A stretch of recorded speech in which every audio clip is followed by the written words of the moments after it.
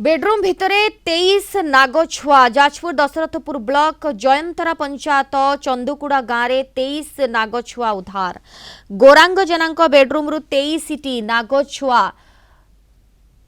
Room रु बा bedroom रु उद्धार होइछंती। प्रथमे साप को देखि स्नेक हेल्पलाइन को खबर देथिले परिवार लोके।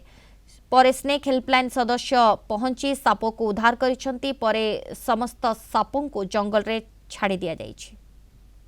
भितर नाग छुआ चार्टा बुलवर देखवर आम हेल्पलाइन वाला डाक खोलाखोली कर 21 छुआ